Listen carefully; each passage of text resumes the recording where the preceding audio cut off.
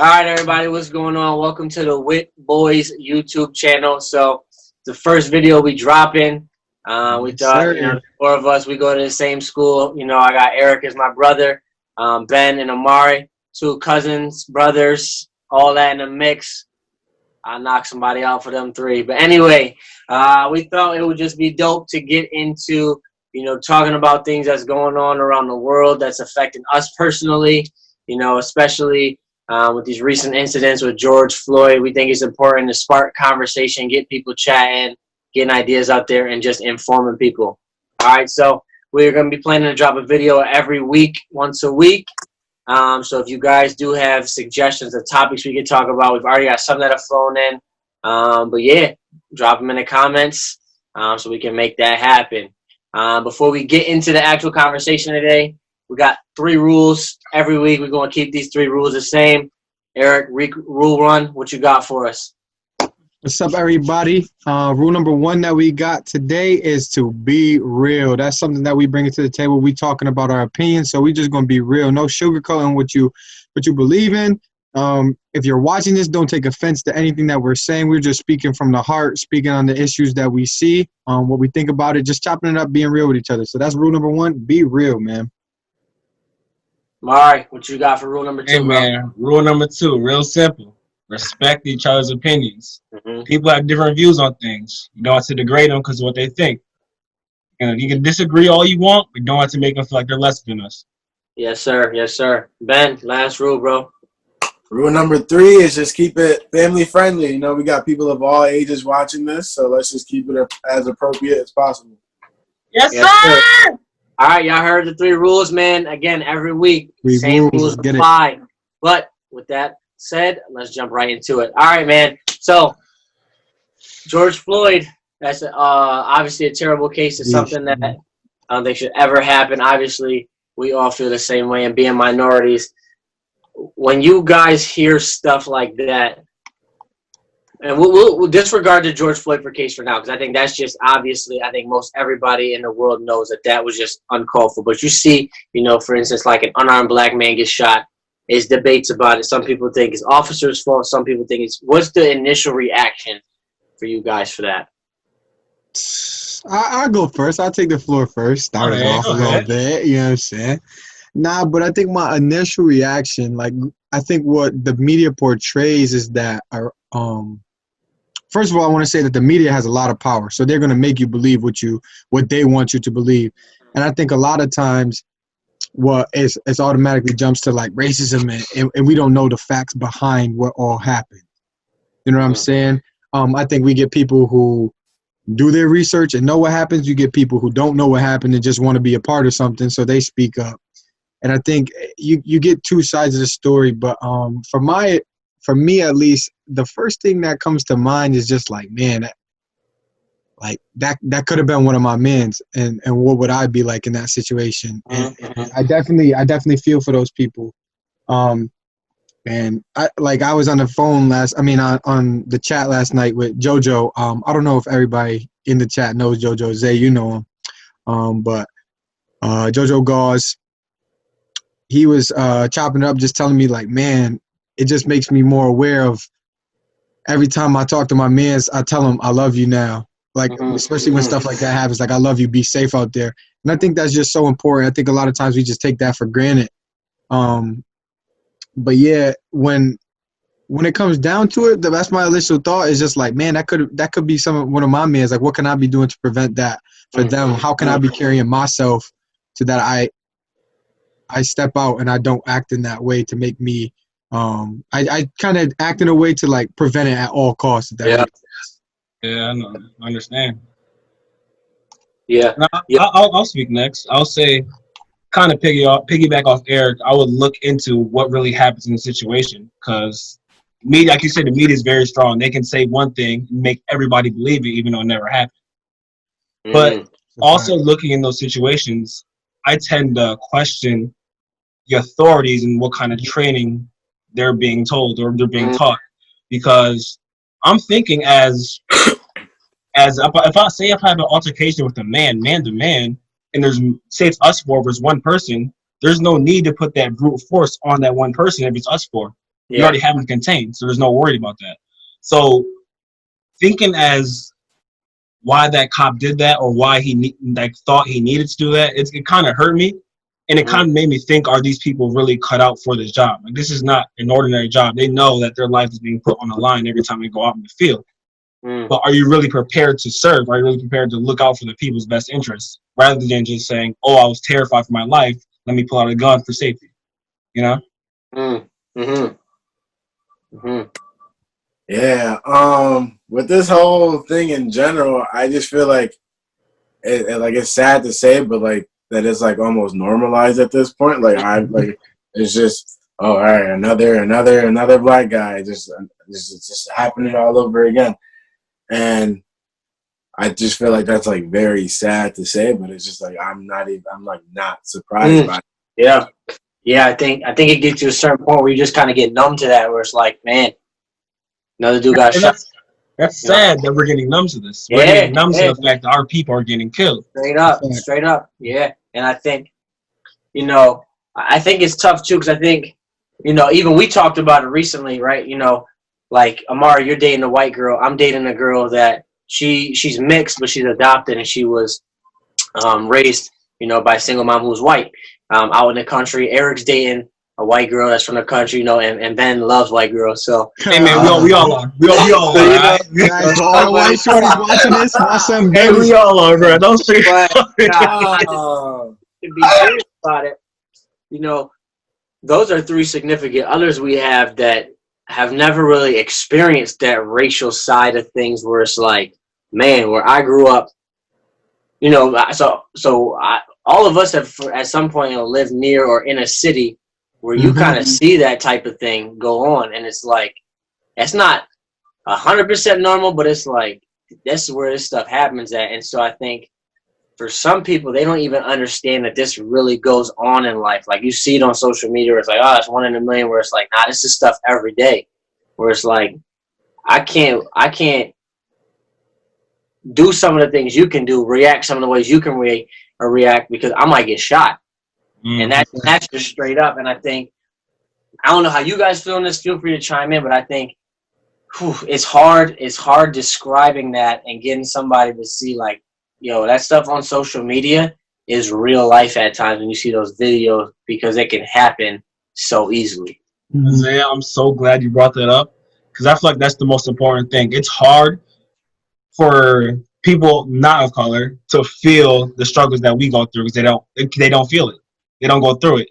So I would love to find a way. I don't know if there even is a way for them to be put in our shoes and see how it feels to be living in America. Because there's times where I have to go into the store and go get things. It was a time. Matter of fact, it was a time in Wegmans, not known specifically, but we were told that we were being watched as soon as we stepped foot in the store. We ended up getting a little altercation. I'm not gonna get into that, but the fact is, why are you watching us specifically when we walk in the store when there's thousands of people that walk in every day? So that just kind of ticked me off. Yeah. To piggyback off of that, I feel like a lot of times during all this stuff, like in many situations, like people think, oh, like, why do people of color or black people put themselves in that situation in the first place? But they don't understand that, okay, I could put myself in the same situation as a Caucasian person or a white person and, like, just not have the same reaction or not get the same reaction that way they would, or, like, that. I think too, the one thing that people don't realize is, when you talk about, like, slavery, number one, slavery was not abolished that long ago. I think it dates back to about 200 years ago, give or take, that slavery was abolished. And if we're being honest, you talking about our great-grandparents and possibly our great-great-grandparents, they probably know or were exposed to slavery in their life. So that's not that far along. And I think what gets passed down so often, like you were saying, Ben, and Amari even, is like that mentality where people are on edge all the time, where you get, black people, they were given their freedom, and that's literally it. It's, go survive out in the world with no education. You can't read, you can't write, you don't have no job, you have no skills. you've been taught nothing, you have no food, nothing, but go out there and survive. It's like, what do you expect me to do with my instinct of survival that's all legal and I can make it happen for myself? And so you get that edgy feeling every time you see somebody around. It's like, oh man, is this dude racist? Is this dude a criminal? And it's like, man, it's kind of programmed in us of like, be on edge every time you're in a situation of multi-ethnicities, you know, because you never know what could happen. Mm-hmm. I think it's cool for me and you, Zay, though. Definitely coming from the background that we came from. We're cut from two completely different cloths. You know what I'm saying? Mm-hmm. In the sense that, like, so for everybody that don't know, my girlfriend is from the country. She'll tell you that. But like where she comes from, there's no black people. Ain't no road signs. It's out there. Like, you know what I'm saying? For those that don't know what Mennonite is, it's not Amish, but it's close to Amish. Mm-hmm. But like, it's not. You don't see a lot of like black Mennonite. At least I don't. But my mother comes from a very similar background to that. But also my dad comes from being raised by one mom, and his dad wasn't really in his life, and a ton of siblings, and he comes from the city, and his instinct is to survive. So to be able to put those two backgrounds together, at least from my perspective on a lot of things, Zay, I know for you too, that's a cool thing, especially in today's world, to be able to relate to both sides so well. And for me, Amari, going up as to what you were saying, just for education, education-wise, it's a cool opportunity for me because I have to educate in order for my relationship to work. You know what I mean? Where they come from. Yeah. I'm saying, it's like it's such a cool experience for me, and I embrace that. To be honest, it's like, man, when I went into that relationship, I'm thinking like, okay, like, you know, I'm expecting her to know at least what is right and what is wrong about the black stereotypes that people have, this and that. But when I get into it, I'm like, man, I realize I'm like, these people don't know nothing about, like, all they know is what they hear on social media. Mm-hmm. And like, and then I found myself getting frustrated. I'm like, what in the world? Like, why would you believe such a thing? And then I stepped back because I've gotten into a couple altercations where it's like, she's told me, why don't you just educate me on that? And I'm like, okay. So I see what you're saying in that.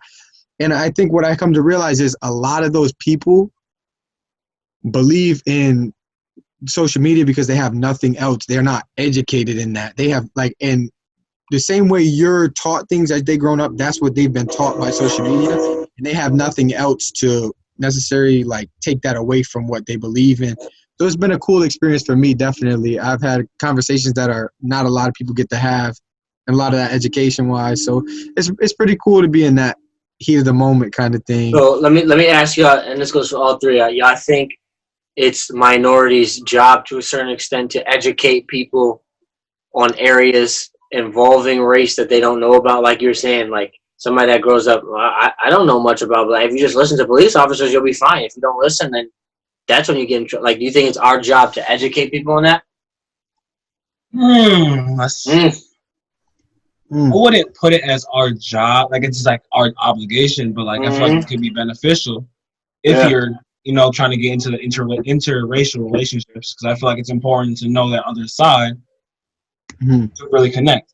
You know, it's one thing just to know my skin color is black, but it's different to really know my experiences, what my family and my friends go through.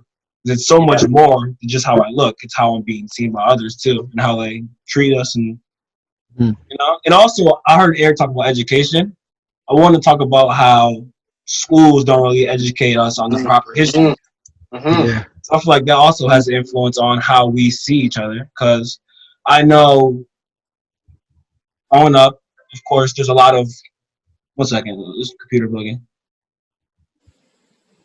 Technical difficulties, my fault. You know what, matter of fact, it's okay. No point, Carl, I'll see through it. Anyways, I was saying that, like that. Anyways, I was saying that growing up, I was learning about a lot of so-called white, amazing people of history. Like, I was taught that Columbus was a hero, knowing good and well people already lived in America before that. They hostily took it over and claimed it themselves and made them heroes. So, it's funny how we are taught certain things, but not taught the truth. So we're taught to think in ways that we do now. That makes sense.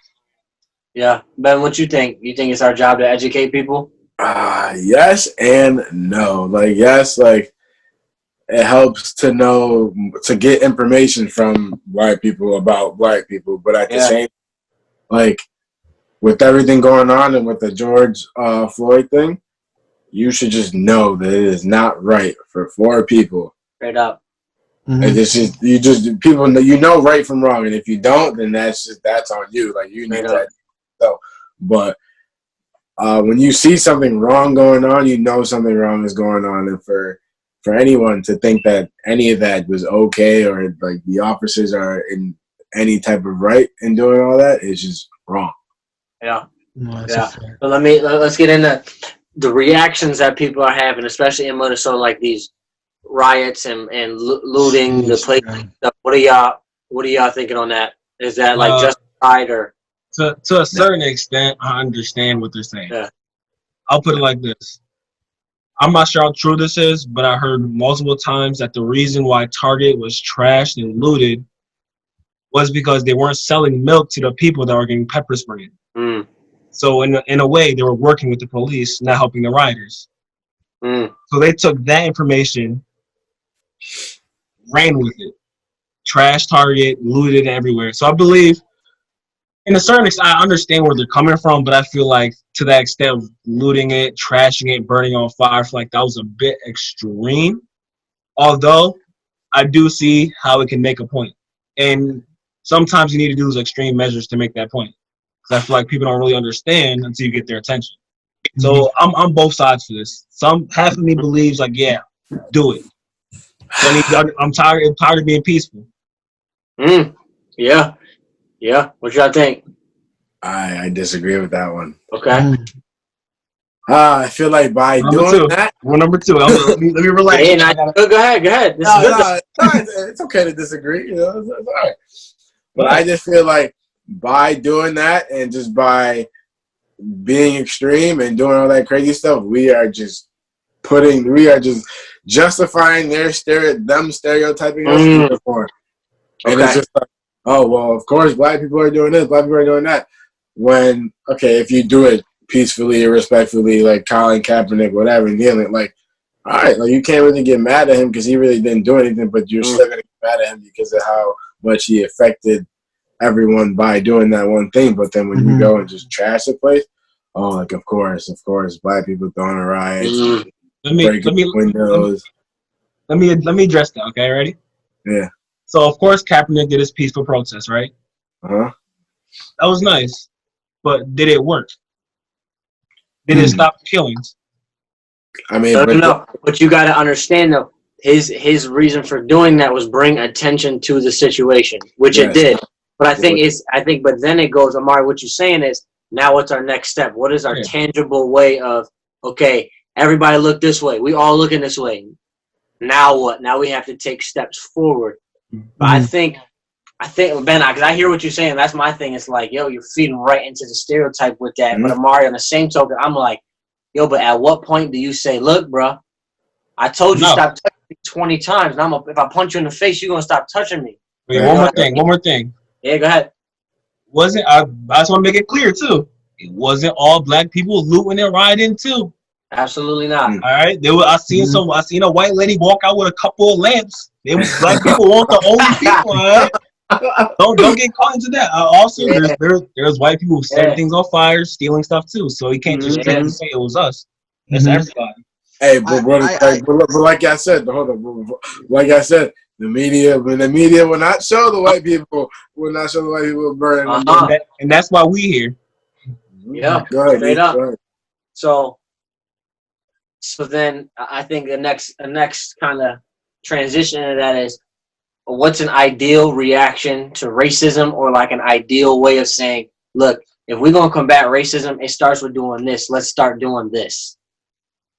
I think that's touchy. I think for everybody it's different, because knowing for me, I come from a background where I go to church every Sunday. I'm a believer in Christ. So like I guess what I'm saying is what I think to be the reaction, I guess, doesn't apply to everybody because not everybody comes from like a Christian background. Y'all know what I'm saying in that. So, but speaking to the people who can relate to me, in that I think, man, it's so hard to do, but for me, it's like when the Bible talks about turning that other cheek and responding in love, it's like, man, that is so powerful. Like if somebody spits in my face and I turn around and tell them, like, you know what, I forgive you for doing that. Like, they're going to look at me like I'm crazy. Like, I just spit in your face, dude, rather than you're expecting me to come back at you with some type of violence. And I think sometimes that speaks more volumes than me actually punching you in the face and knock you out and saying, I told you if you did that, you know what I'm saying? Breaking that stereotype. You know what I'm saying? Breaking that stereotype is something that is so powerful to me. So that's the approach that I definitely take from it. Like, Zay, you were in the car when the officer had pulled us over for no reason in the parking lot. Pulled us over. I'm like, I ain't even do nothing. Pulled us over. He pulled up behind us, parked in the parking lot. Like, talking about we suspicious, and it's a dude over in the corner smoking weed. Like, it's smelling all types of different smells, and I'm like, dude, are you serious? But I think even in those situations, for me, it's like if I get all riled up, I'm just gonna play into exactly what they think I am. Do you know what I mean? So responding in a different way and breaking those stereotypes, I think is so important, especially in this situation. Like, you see smashing, like I seen videos of like smashing the car, like the police officers' cars, and like you said, Mari, I do feel you in a way. Like, at what point are you going to understand? So I do feel you, but I think at the same time, for me, it's like as the more I break those stereotypes, the more you look like a fool calling me what I'm not. So that's kind of my 2 cents on that. Yeah, which I think what's the best way to go about it? And I'm not talking about response to like these acts. I'm talking about racism, stereotypes, generalizations in general. Honestly, it's very, very tough. It's one just to think, you want us to be a more equal, peaceful world. But I mean, it's hard because if you think there's more people that believe that, my race is superior rather than we're all equal. I saw a thing on Instagram. I forgot the term. It was Armand's brother, Irvin, posted it. I think it was called a something ghost. You know what I'm talking about? Now, what is that? It was something ghost. Whoever's in the comment section, please remind me of the name. But the definition of it was a man that supports or our Black Lives Matter thing just to blend in with the public. Knowing deep down they don't support it. So that had me thinking about how many people actually support versus how many just want to be cool on our behalf. So it's hard to determine who's really with us and who really isn't. Yeah. The response to race, I don't. That's tough. Yeah, I think it comes again. Like I said, I think it's different for every different person. It's hard to say that it's pinpointed on one response that it should be. Like, for me, for Christians, I think it is one response, but then you can't apply that to everybody because not everybody's a Christian. Right. Yeah.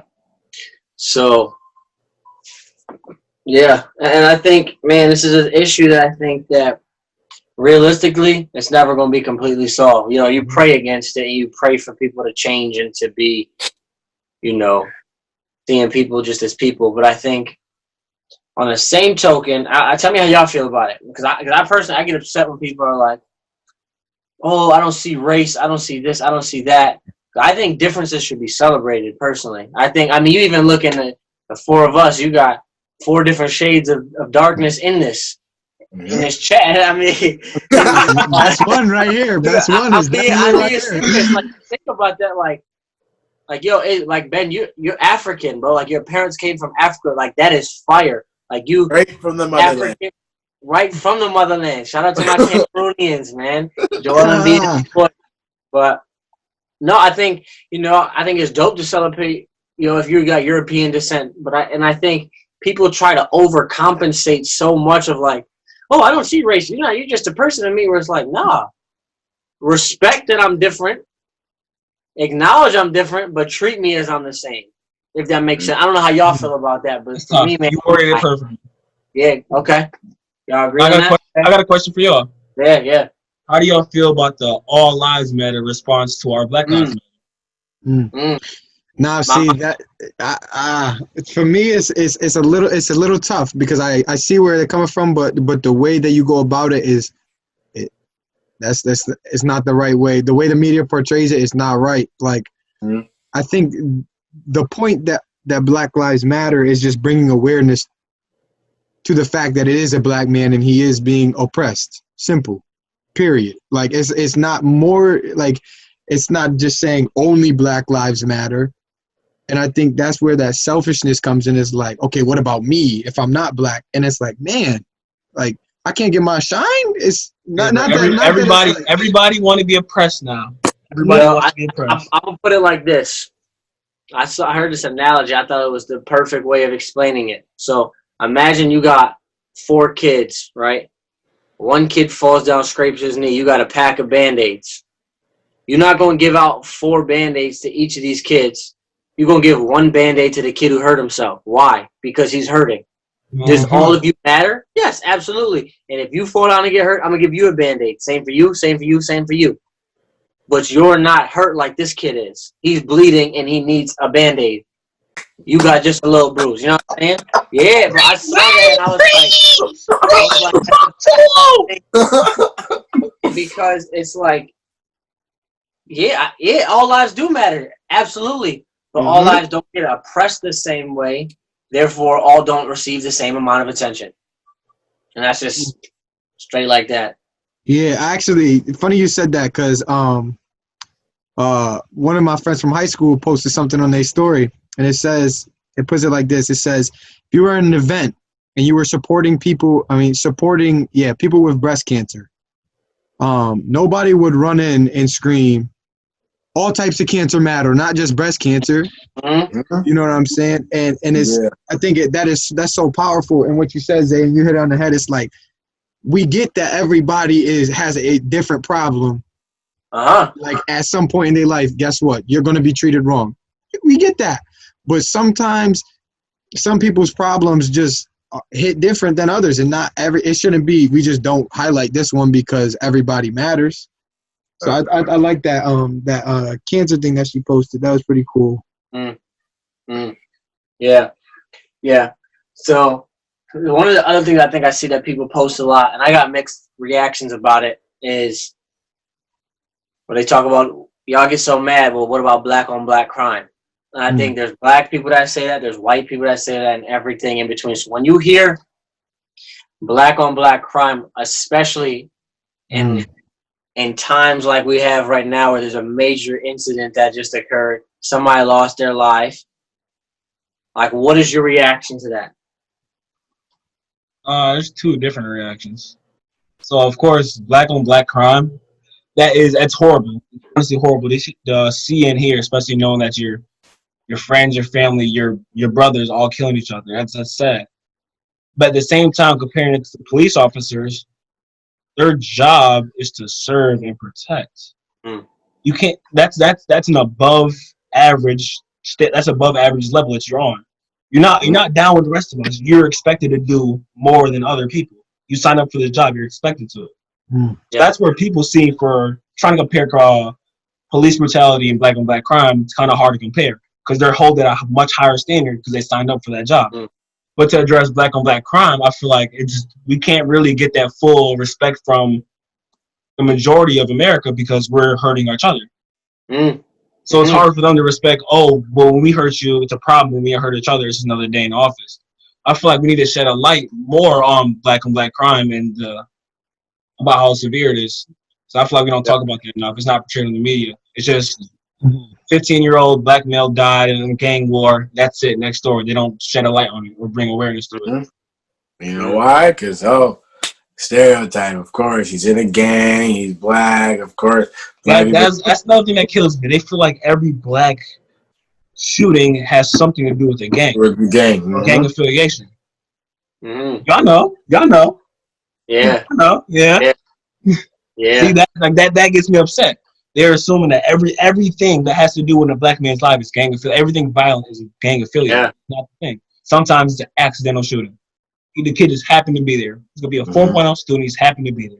Has nothing to do with gangs. Mhm. The fact that you just automatically assume that it is, bro, it tells me a lot about your character. Yeah. Yeah, I think. Oh, go ahead, Ben. I was about to say, now this world is just so corrupt. Mm.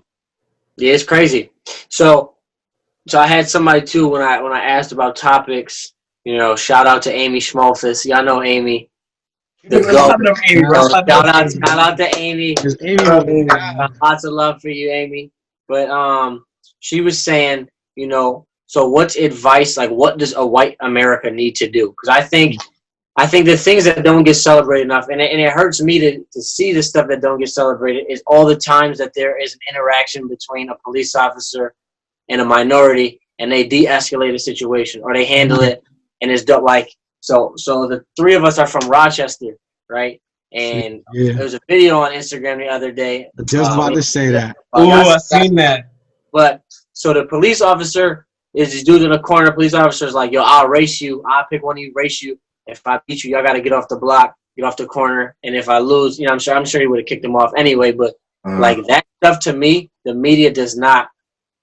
Obviously, they're not going to go out there with a camera, but it's like you see a video like that, post that on your news station's Twitter of like, these are good relations that police officers have. And then there's also, you see white people in these protests where it's like, yo, this stuff don't really affect you, honestly, the same way that it affects us. And yet you standing out here, you know, you still got police shooting tear gas. You get affected by that for a situation that doesn't nearly affect you as much. And it's like, for me, I'm like, man, that needs to be celebrated sometimes, because it's like there are people who get it. Like there are people who understand. But I'm rambling a little bit. But her question was like, what does white America need to do? Or what is it? What is white America's steps? And I think for me, it's like, ask questions and say how you feel without sugarcoating nothing. If you say, look, my only thing that I see black people is on the internet and they all look like criminals, so I get nervous around it. I'm just going to be honest with you. Say that to somebody. Ask somebody, yo, what is it like being racially profiled all the time? Like, just ask questions. Talk about things. But I think the more that we're like, ooh, that's a touchy subject. That's going to be awkward if I ask them about that. I'm not going to say nothing. That only adds on to the problem for me. And I'm like, man, we're never going to go forward if we don't talk about these things. Right. What do y'all think about that?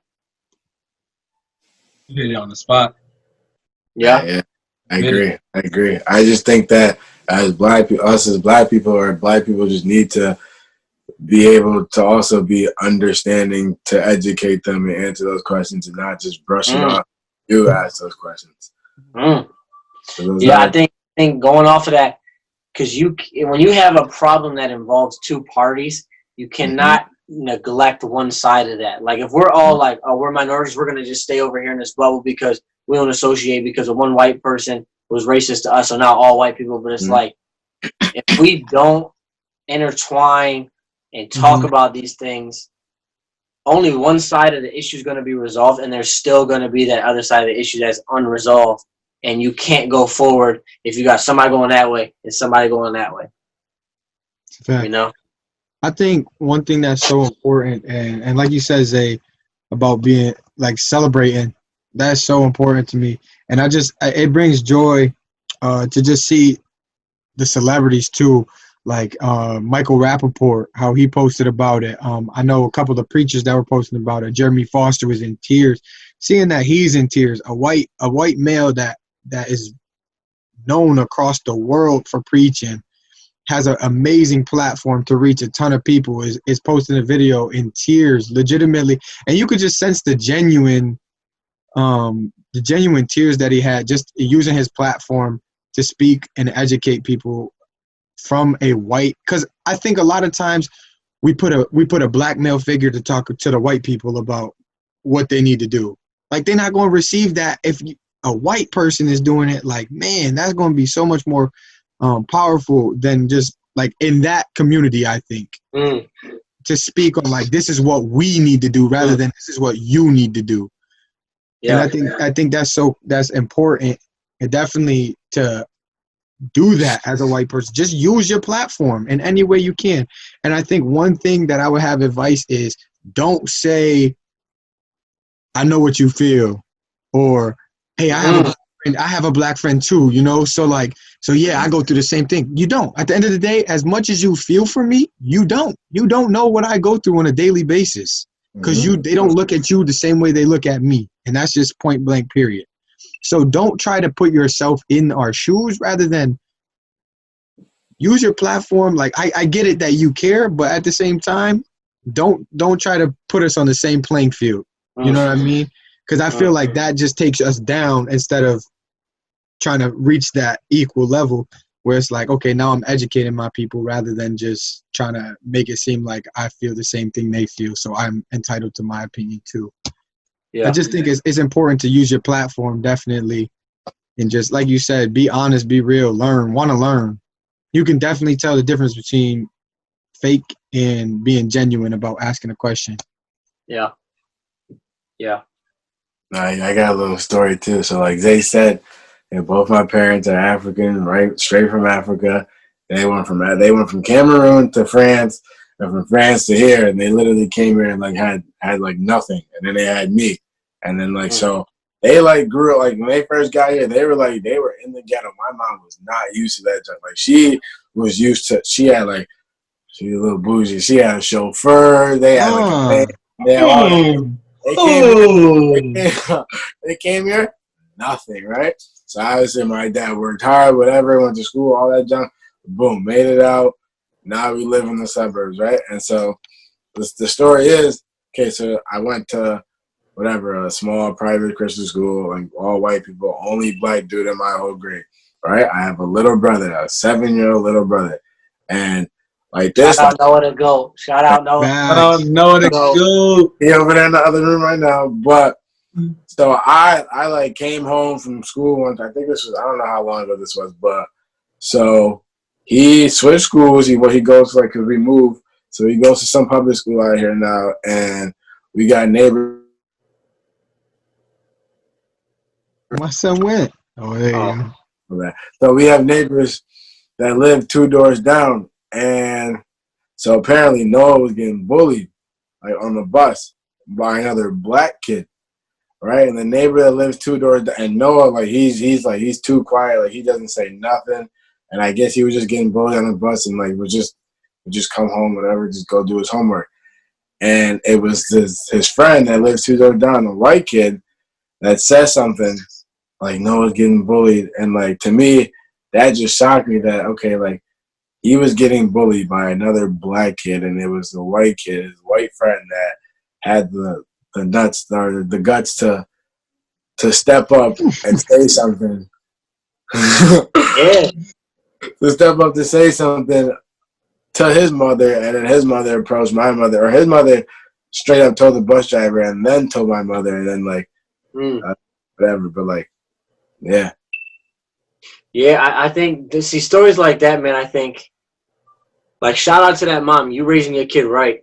Or it's like, you know, because I think so many times, like, honestly, the young people, I blame them. I can't blame them, though, because that's what you're taught. You're taught to be, you know, and thank God we were all raised in a way of, you know what I'm saying? Like, shoot, my parents are one's white, one is black. Amari's parents and my parents are great friends. You know, we've gone on vacation together. You know what I'm saying? Obviously, Ben's parents are friends with white parents as well, and I think we've been taught like not to see anybody as any different or any less or any more than you because of the color of your skin. And like for me, that was just like, well, duh, I would never think that. There are legitimately people who think that way because their dad is he's just a black kid, or you don't be around them white people like that. Where it's like. Like that can't be your fault to a certain extent of like, man, how are you just gonna disregard what your parents taught you or people that raised you, you know? And it's I mean, I feel for them people at times where I'm like, man, you got done a disservice, you know? Yeah. But I got one last question for us on this topic, and then we can start to wrap it up soon. So I don't know if you guys saw recently, Michael Porter Jr. had a pretty talked about tweet, I'll say. So he tweeted, as much as it might hurt us, and as much as you might not want to, it's so important that we pray for those officers who are involved in that situation and their families. And he's like, instead of hating them, it's important that we pray for them. And you got a ton of people who are like, yo, that's not the point. No, I'm not praying for them. Like, F them, this and that. And then you got people who are in support. And so I'm going to say, I want to hear what y'all got to say about that first. I'm curious what you see. Cause, what y'all got on that? I got you right here, my boy. It's the first thing that came to my mind. To all my religious people out there, I'm going to tell you this. Mike, first of all, the tweet, love it. Love it, love it. Because I believe that's how we supposed to it's not that you do that and you forget what they did.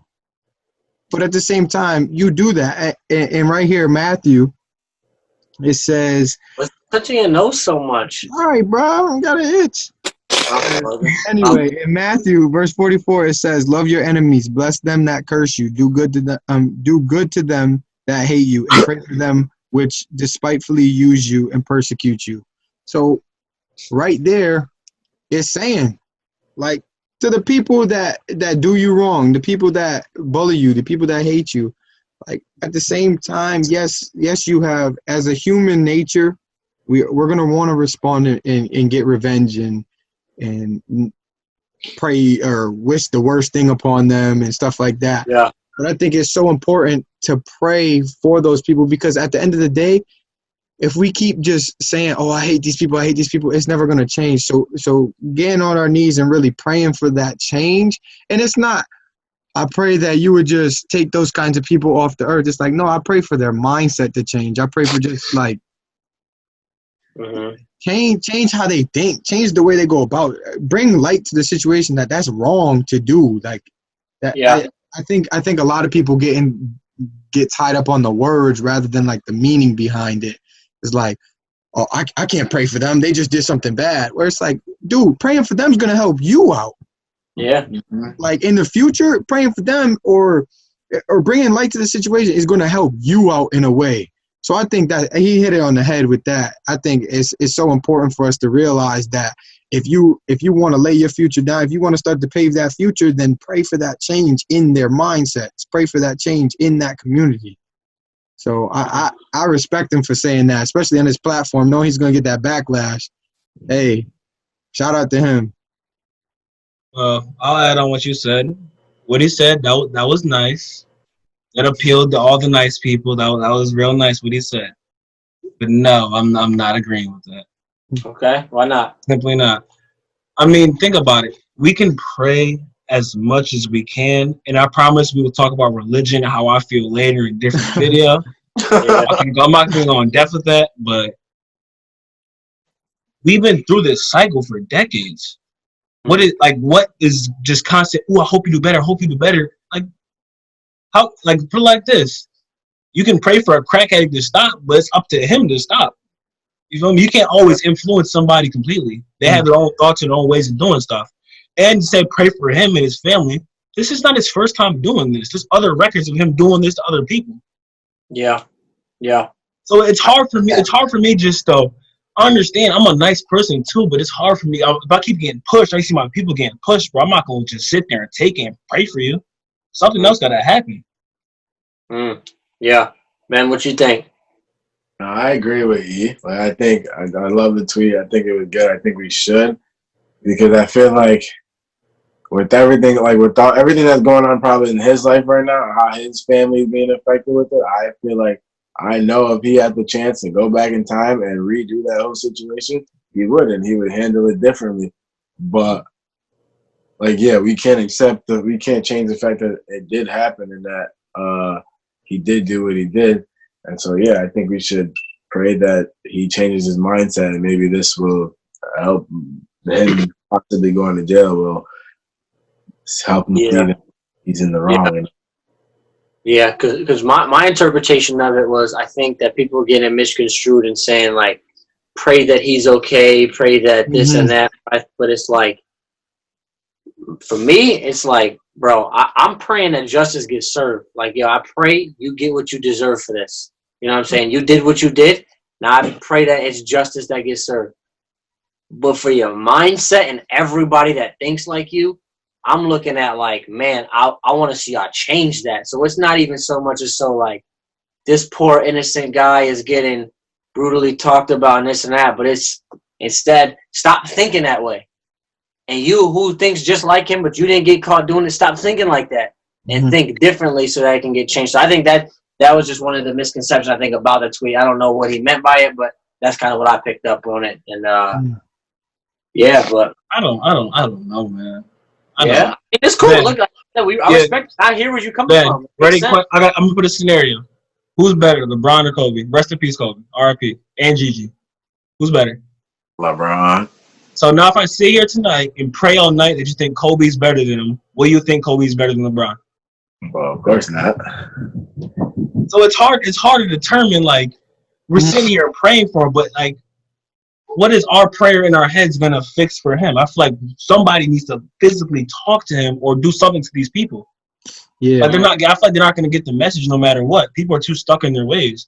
So it's hard to be nice when a negative force is running you over and trying to sit there and stop him.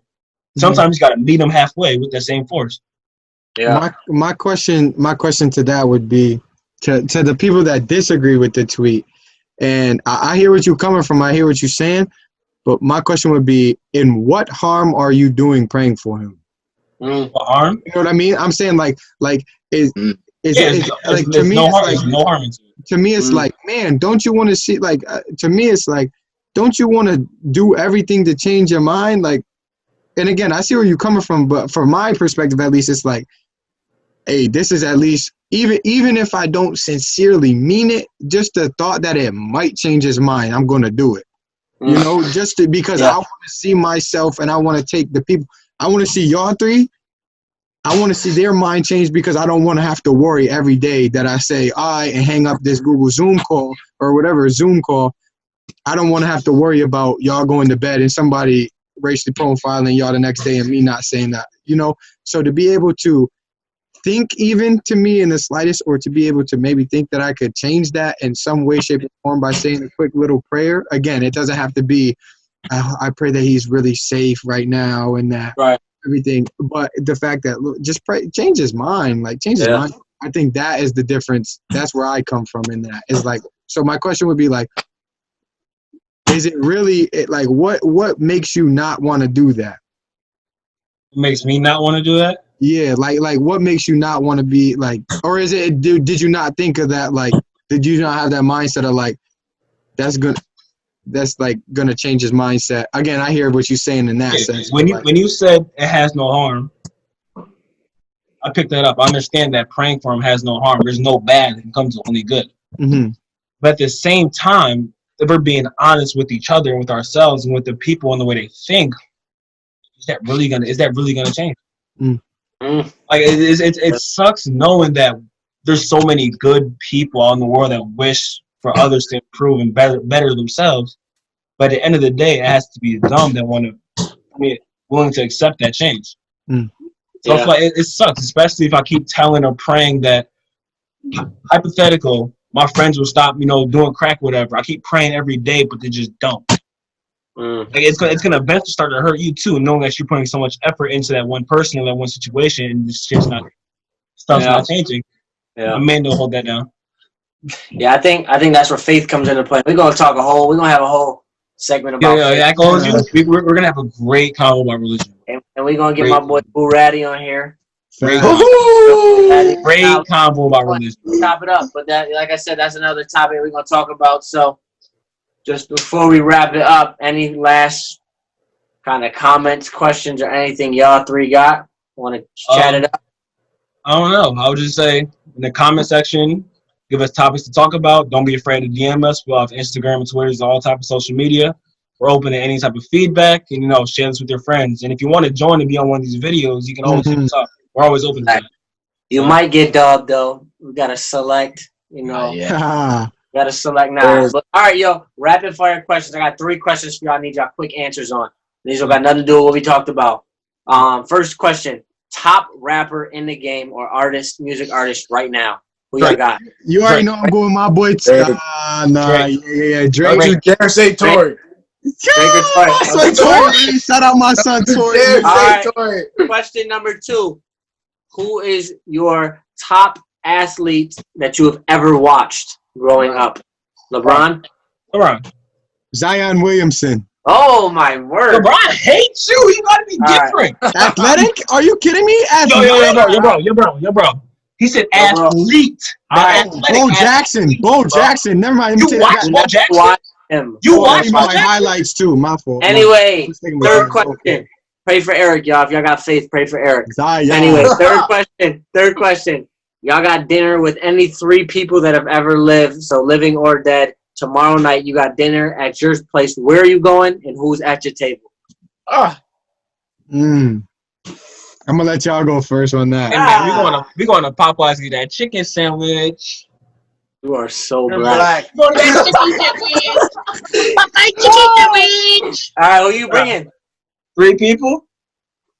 All right, I'm gonna bring Malcolm X. I'm gonna bring. Yo, these are supposed to be rapid fire questions, so y'all two be prepared. Bro, this is tough. Next. This is tough. All right. Who y'all got? Who y'all going to dinner and who y'all bringing? Ben. Oh, Ben. I'm gonna go. So I'm gonna go with who I'm bringing first. First, I'm gonna bring my grandma. I don't really remember that much about her, but I would just like to have a conversation with her, see what her character was like, to be able to talk to her. I'm gonna bring Job in the Bible. He went through it. And to be able to go through that and to come out on top, man, I need to know what your mindset was like. And third, y'all already know I'm going with my man AD, Anthony Davis. I rock with him in the NBA. I just want to hear his mindset, how great he is, about to be the best power forward to ever play the game of basketball. Y'all already know, man. And where I'm going, I don't know. Anywhere with seafood. All right. I'll finish up. Malcolm, LeBron, and probably Will Smith. Will Smith, that's dope. Will Smith, that's a tough dude. I don't know. You had all this time? Right, Mario, you inspire me. All right, Ben. Forget you. But I'm going with Denzel. Next time I'm asking you this question. Oh, he said Denzel. That's good. Right. That's tough, E. Yeah, no, man. All right, Ben. You're done. All right, man. So like I said, Whitt Boys in the house. Stay tuned for more videos. We coming back real soon to chop it up. Thanks for joining with us. Remember, smash that like button, subscribe, drop a comment, all that. Shout out Amanda Anderson for putting this video together. Go follow her. Shout out Amanda, you know that. Shout out Amanda. Promote us. Get us big. We need the conversation to be everywhere. I'm out of here. We're going to see y'all. Whitt Boys.